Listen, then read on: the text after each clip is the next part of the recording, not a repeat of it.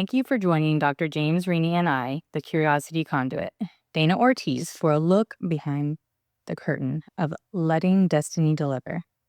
Dr. Rini is a practicing psychotherapist for the last 46 years, and I am a retired law enforcement officer with 26 years experience, and am now a psychology student. Please feel free to add comments or ask questions below, and make sure to subscribe and like. Dr. Rini or I will be happy to answer any questions you have. Today, we will be discussing how faith in the unconscious empowers us and the unconscious empowers faith. This conversation may lead to feelings of inspiration and curiosity, and it could also create some inner movement. That's all welcome. Life will reveal your destiny through all opportunities you keep yourself available for. So allow yourself to stay open, and let's see what destiny delivers. Okay, so Dr. Rini, in your book, when you are talking about faith and you say faith, what does that mean? Well, it means that the conscious mind tends to doubt or fear the unconscious. And because it doubts or fears it, loses access to it. Having faith in it gives you access to it. And faith, because the conscious mind doesn't believe in things that it can't see. And the unconscious is imperceptible, where the conscious mind is very perceptible. These words are very perceptible. Faith, not that perceptible. So faith in the unconscious gives you access to the things it can do. Like the simple thing that we all experience of trying to recall a name consciously and unable to do that, so we move on to the next thing. And then sometime later, it could be any increment of time, the name pops into your head. People like to say out of nowhere. But what's really happened is the unconscious has searched for that name. And when it finds it, it pushes it into your conscious awareness. Now, not only does that with your name, it does that with anything that you may have curiosity about consciously. We may not always recognize the answer when it comes or how it comes, but it'll tend to respond sooner or later. So having faith in the unconscious allows you to delegate more things to your unconscious. Like in therapy, a lot of times I consciously don't know really what I'm going to do with the person, but my unconscious mind does. So I don't worry about it consciously because my unconscious is going to tell me very accurately most of the time what needs to be done. That's going to be so, I don't know what the right word is. It just, other than nice, to be able to have that relationship, especially professionally speaking with yourself. Well, it makes things so much easier because the thing about the unconscious is we do it automatically. You know, you don't have to go back and study your letters and numbers to be able to read and write and do arithmetic. It happens automatically. And you trust it. You have faith that when you go to read this, you're going to be able to read it.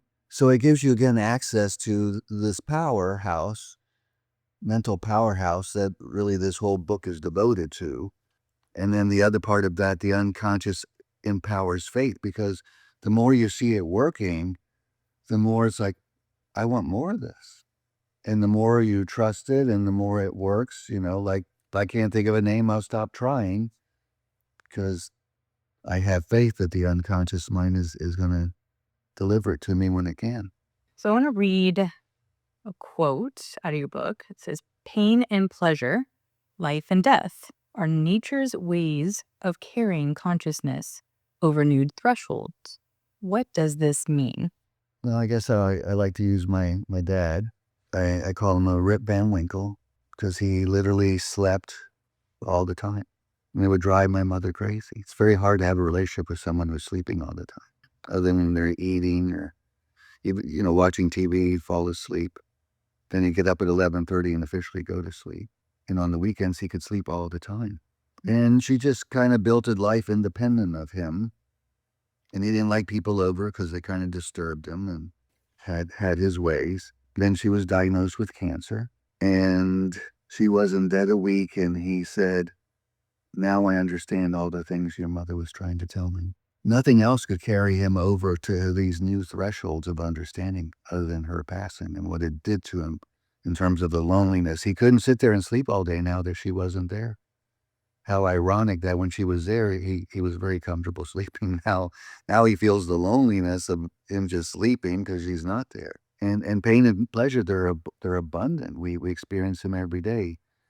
You as a child know no fear until you live life and suffer all the pain that there is, and then you're afraid of everything in your old age.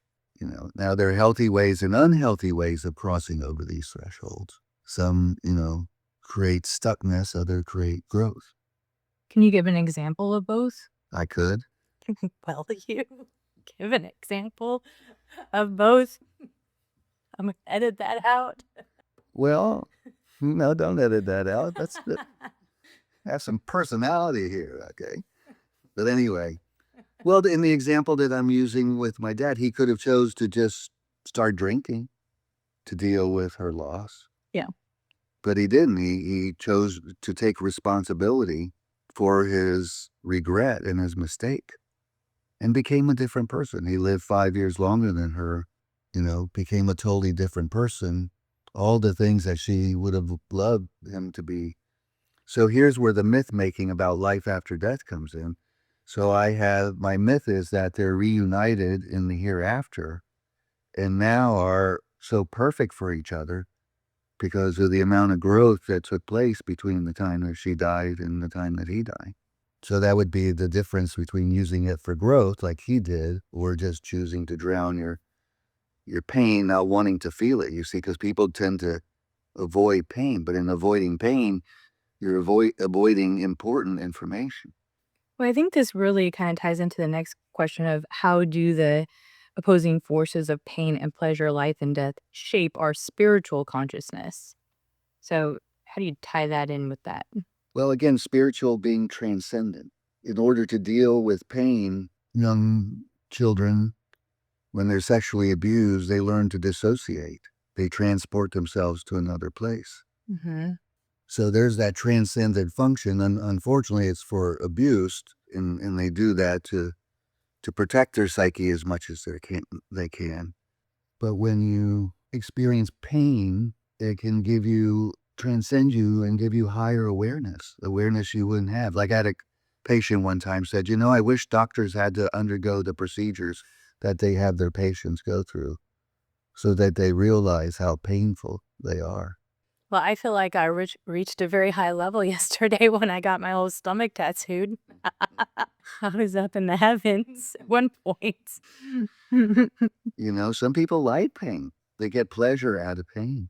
Yeah, but isn't that an imbalance? It's a transversal. They've reversed that. But yes, it is. It's not considered functional. And so they're masochistic or sadistic because they get pleasure out of inducing pain. Well, I say masochist if they like the pain, right? Yeah. Yeah. They get pleasure out of their own pain. Some people get pleasure out of other people's pain. And then life after death, we have to think, supposedly we're the only living thing that knows they're going to die. Okay, think about that. The only living thing that knows that they're going to die. Well, I suppose that it depends on some things, though. I get your point.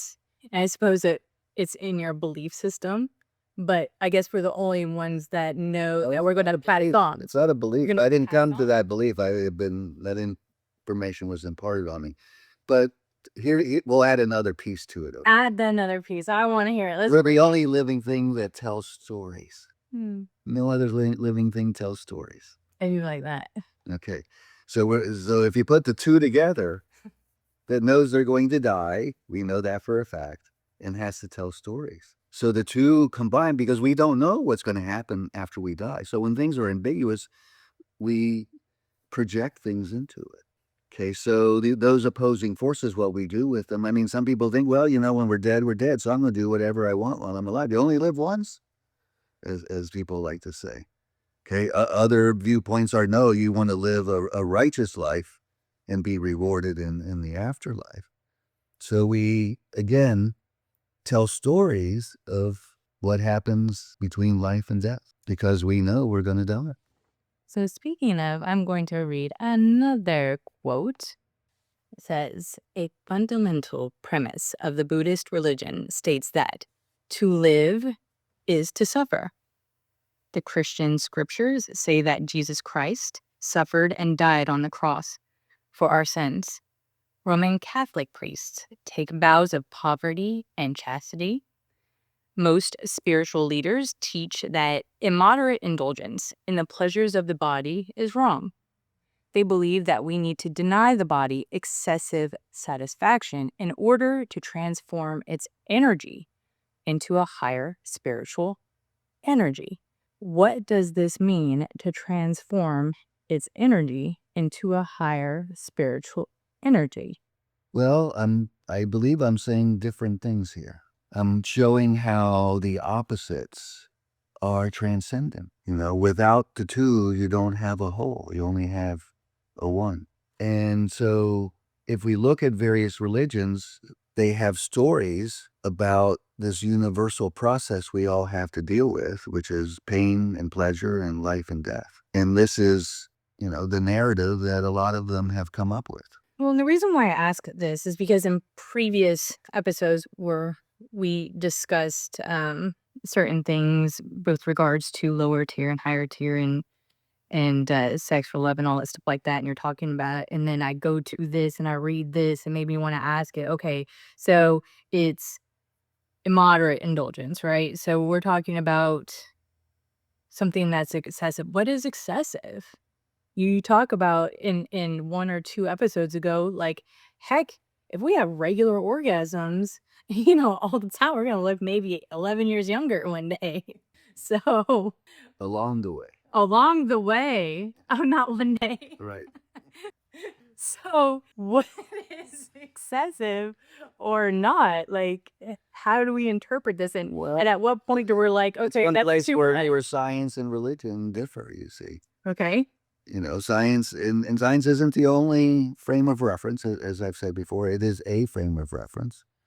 It is a data point. The best way I can think of integrating information, that come from different sources and say different things, it's kind of like when you grow up and you look back on the past and you're able to see new truths that you couldn't see before. And so we're always in that process of developing new truths by going back and revisiting, now that we have different information, things we used to believe. And, with these opposing forces, the key is integration, not repression, not negation. It's the integration so that the two produce growth rather than decline. Because for a lot of people, the opposites create chaos and confusion. And with that, or addiction. And with that comes decline. Whereas when you integrate them, when you have them fit together where they complement each other, then that promotes growth. But there will always be opposing forces, so there will always be a need for growth. It's good. Okay. Your book talks about Robert A. Johnson. So he was a psychologist that I was able to look up. He's an author and trained analyst of Carl Jung's work. And in your book, you talk about how he believed there are 3 tiers of consciousness, which are the simple, the complex, and the transcendent. Can you explain what those are?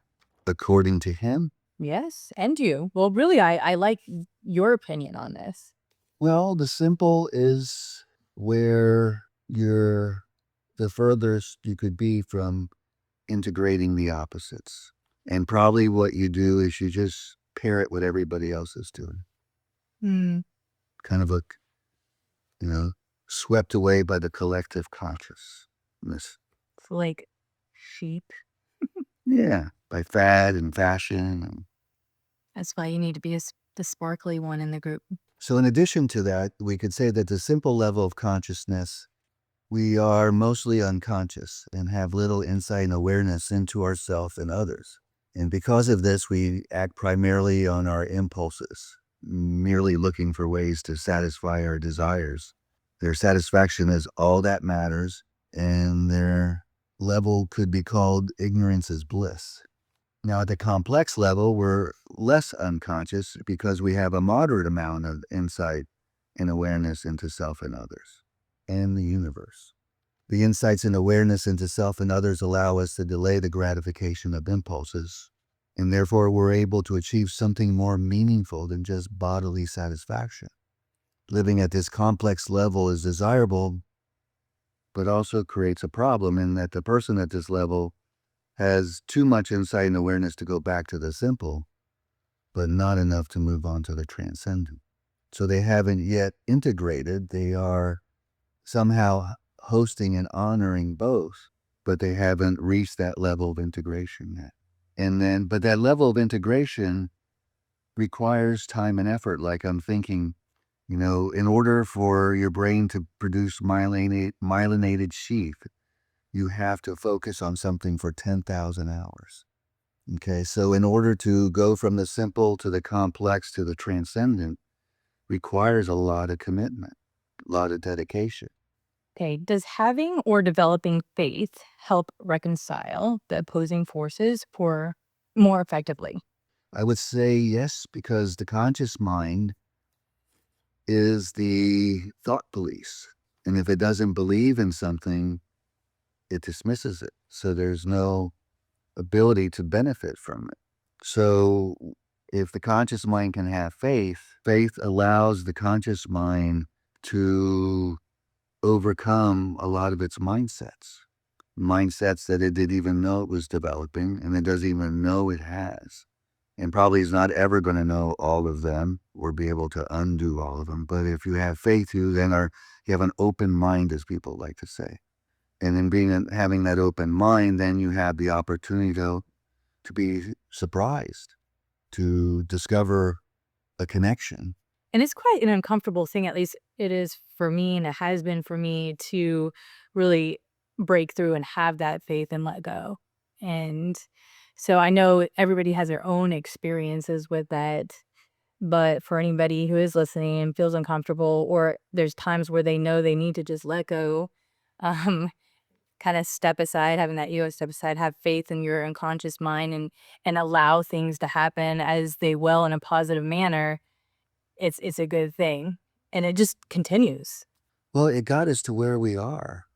Okay, we haven't been conscious that long. All the thousands of years we've been around, the unconscious is what's kept us alive, what's allowed us to grow and transcend the adversity that we have overcome.